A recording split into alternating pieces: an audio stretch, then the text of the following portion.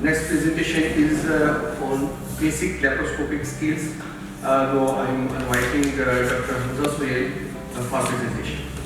Basically on basic surgical principles which are involved in the laparoscopy. So we just go on with the basic skills which are needed for laparoscopy, and then we will go to a video that will describe the basic steps that are used for performing the laparoscopy. Now, a brief introduction to laparoscopy. Basically, the aim for which laparoscopy was invented was the people there then used to think that big incisions causes multiple complications like excessive pain, more wound complications, and more chances of having a region obstruction. So what they thought that there should be some sort of instrument by which they can go into the cavities and perform surgery without opening it to a larger extent. So in that way, the word minimal invasive surgery was invented. The word minimal invasive surgery doesn't include only the laparoscopy, it includes all types of endoscopy and laparoscopy and thromboscopy. But today we will mainly be concerned with the itself laparoscopy. The word laparoscopy is a Greek word which has got two major components, lapro and scopy. The part lapro means abdominal cavity, while the word scopy means see. So basically, when both are combined, it means to see inside the abdominal cavity by using either a scope or some sort of instrument that causes lesser amount of damage. So the laparoscope means an endoscope inserted into the abdominal cavity through a smaller incision, giving view of the abdominal cavity itself. Now, brief introduction about its history. It is quite long, but a brief introduction. It started in 11th century when Abdul Qasim used a speculum to see through the per-rectal examination. Now, it is considered as the start of laparoscopy because even the per-rectal speculum is considered an instrument by which you can see through a rectal cavity. Later on, in 1901, George Kennan did the first laparoscopy, but that was in animals, especially in dogs. Then, in humans, it was first performed by a Swedish physician, which was Jacobius in 1911. Then the laparoscopy got further improved day by day, and the important one was the first human laparoscopy, which was done in 1911. A brief introduction about the equipment which we use during laparoscopy. The major equipment which we use are divided into three broad categories. The first one is the optics, or the camera and its associated parts which are needed to get the view inside the cavity. The second one is the instruments which are being used to perform whatever surgical procedure you are intending to perform. And the third one is the access instruments which are basically used to create the environment for the laparoscopic instruments to get involved easily. So starting with the access techniques. Now, for the laparoscopy to be performed rightly, we need the first and the foremost important point is that we need a proper environment. And what is a proper environment? A proper environment needs a pressure controlled gaseous abdomen in which you have got space to perform the laparoscopic procedure which you have intended. For that, you need first an instrument to get access into the cavity and to inflate the gas which you are intended to inflate. We have got two techniques. The first one is the open technique and the second one is the closed technique. In children, the better recommended is the closed technique, which is basically being performed by a special type of needle that is called a Veress needle. Now, this is a Veress needle.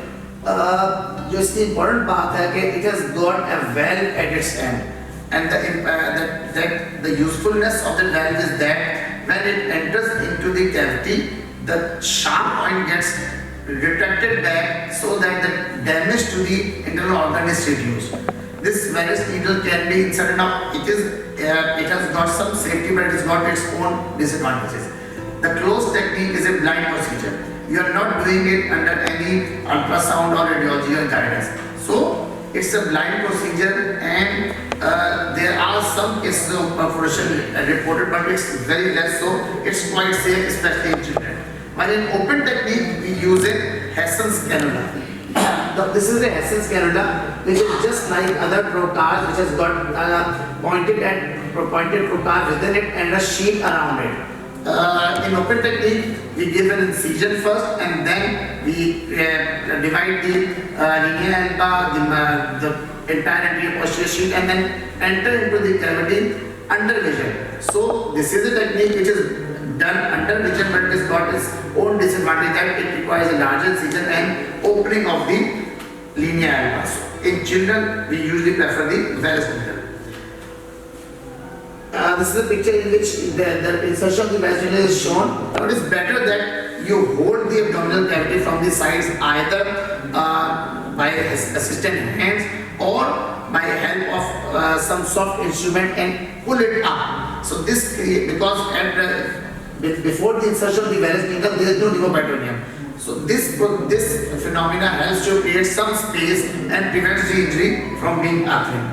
It's a spring-loaded obturator needles, and as I already told you, because it is blind technique, so yes, it has got some disadvantage that it may lead to injury to vessels of bowel, but because of its spring-loaded the sheet, it usually retracts back on entering the abdominal cavity, so it's quite less.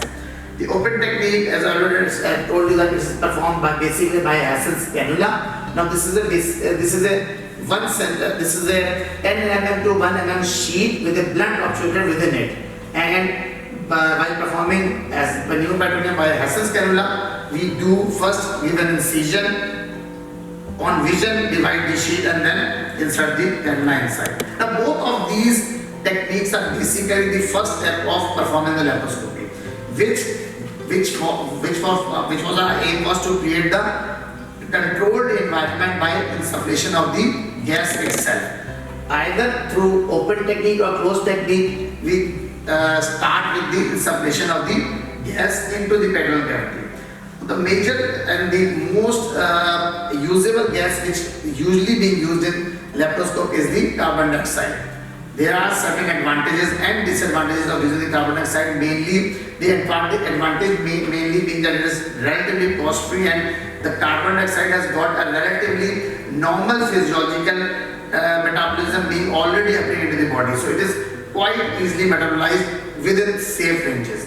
There are other gases which are more inert and more and less damaging, but they have got their own cost effectiveness and they have got their own metabolic harmful effects. We create the pneumoperitoneum through regulated pressure, which is mostly being done in the range of 12 to 15 mm of mercury. You can go at 12 or 15, and how you decide is basically you need to have an environment in which you have got easy movement of the instruments of the laparoscopy itself. In children, usually between 12 to 14 is good enough. The flow rate at which carbon dioxide can be given can vary from 8 to 10, and you can go as high as 12, which is the maximum. So the first part was the instruments to have an access to the abdominal cavity, which consists of varus needle and Hessen's cannula. The second category is basically the laparoscopic instruments themselves. Now we have entered into the cavity, we have created an environment in which we can perform the procedure which we intended to perform. Now the third part, how we can perform the procedure itself. There are various laparoscopic instruments available, and they are almost similar to that of the open ones which we use. Like the open the artery forceps, we are using scissors, pottery hooks. Now they are modified according, because of the smaller caliber of the incision we have given, so they are modified into ports and the port which we use. Usually the ports which are being used in laparoscopy are either, they range from 3 mm to 10 mm. In children, if you are using it in neonates, they are 3 mm ports and the instruments.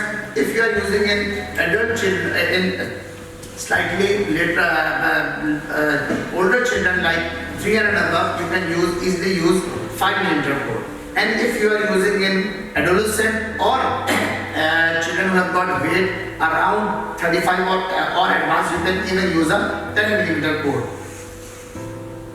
The other thing which is important is the telescope itself. Now, we'll go into detail in the later on. Just a few, I've already told you about the physiological changes. We can use air, oxygen, CO2, N2O, but the most common one is carbon dioxide. Advantage, already that does not support combustion explosion. It is rapidly absorbed because it has got already the metabolism which is normally required for the CO2 is already in use inside the body.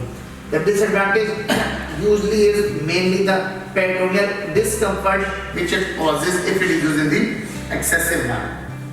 Nitrous oxide, it is basically the gas of choice, but it has got its own disadvantages because the major one is that it is very combustible. A slight spark from the instrument, if you are using pottery or any other type of electrical instrument, it can cause excessive combustion and therefore relatively it is lesser used. The other thing is it has got its metabolic, it's the metabolism which is used for the removal of nitrous oxide is relatively not as much sufficient as that of CO2. One thing which is important for the anesthesia team, if you are performing the laparoscopy, is the harmful effects of pneumoperitoneum. Now, we have created a gaseous abdomen which will definitely exert pressure over all the surrounding areas. So it will exert pressure over the diaphragm, it will exert pressure over the heart, it will exert pressure over the major vessels. So it will decompensate the normal physiological cardiac output and vascular output which is being already occurring inside the body. So this is what the anesthesia team needs to have in view and to manipulate so that the cardiac output does not decrease to such an extent that the patient goes into a state of cardiac shock. What it does is it can cause tachycardia, increase vascular resistance because of the pressure effect on the main vessels, and God forbid in some cases if there is injury to the vessels and the gaseous pressure is above 18 mm mercury, can cause gas embolism. So to prevent it, you have to make sure that the gas pressure is below 15 or maximum if you are using it below 16, and try to minimize the injury to the vessels themselves. Regarding the contraindication of laparoscopy, there are certain absolute contraindications and there are certain relative contraindications. The absolute contraindications are those in which you cannot perform the laparoscopy, whatever procedure you are going to perform. These are the most important one being the uncorrectable coagulopathy, because if this is basically a keyhole surgery, you are not able to see the larger view of the abdomen. You can focus on a certain view and get it enlarged, but you cannot cover a larger area of the abdomen itself. So if the patient has got deranged coagulation profile, that's an absolute coagulopathy. There are certain absolute coagulopathy like a frozen abdomen, an excessively dilated gaseous abdomen like that in intestinal obstruction, in which the intestine itself was so much dilated that there is very much chance that whenever you are entering into the abdomen, you can injure them. Or the other one being the patient's cardiac status so much depressed that you are in danger that when you will create the pneumoperitoneum, it will depress it further and will cause cardiac shock. So these are the absolute contraindication. Yes, there are certain relative contraindication in which you can do or you can switch to the open depending upon your expertise and the expertise of the anesthesia team being used, which are basically if there is localized peritonitis, if there are multiple previous abdominal surgeries already been done, pregnancy again being taken into some sort of relative contraindication. The diaphragmatic hernia usually is nowadays is being considered because there have been many reports in which the diaphragmatic hernia has been easily repaired by using laparoscope as well as laparoscope, both being safe. Major complications, we already discussed that the major complications which are may be associated are either an intestinal or a vascular injury. The major ones which you can, why should laparoscopy be performed? Whenever we advise the patient or the patient listen the word laparoscope, the most and the best thing about the laparoscope which comes in the mind is the cosmesis. Yes, because whenever you are going to perform open surgery, that is a big scar, you will give the big scar itself will have all the complications which are associated with the scars, like increased wound infection, more chance of regional obstruction, more post-operative pain, more hospital stay, everything which is associated with the big scar. So whenever you reduce the size of the scar, all those complications will reduce. The pain will be less, hospital stay will be less, patient will be easily mobile. So everything which is associated with a larger stage, larger wound will be reduced. But the most important and the more propagated one is being the lesser, the cosmesis which is associated with the laparoscopic surgery. Yes, nothing in the world comes without a cost. So there are certain disadvantages which are associated with the laparoscopic surgery, which the most important being the more operating time. Because you are doing at a focused area and you are doing a surgery at a distance from the area in which you are performing it. So it requires more time, but this usually will improve whenever you are going to perform more and more. It is somewhat more expensive because of the instruments being used and definitely requires a learning curve. You start and whenever you start, you go for a lengthier time and then usually it advances and comes to relatively normal part. So regarding the key points, it has been used now over a century, but in the last 2 decades it has been very much propagated, and yes, it has been shown that it has got many advantages. And since new technology is coming, so minimal invasive surgery or nodes, which is a further propagation of the laparoscopy, is now nowadays much more beneficial for certain procedures than the open ones. It has always, remember, it has got its own indications and contraindications which you should keep in mind, and you should try to keep those procedures in mind which have got relatively more advantages for the laparoscope than the open ones. Thank you so much. So we will have a video.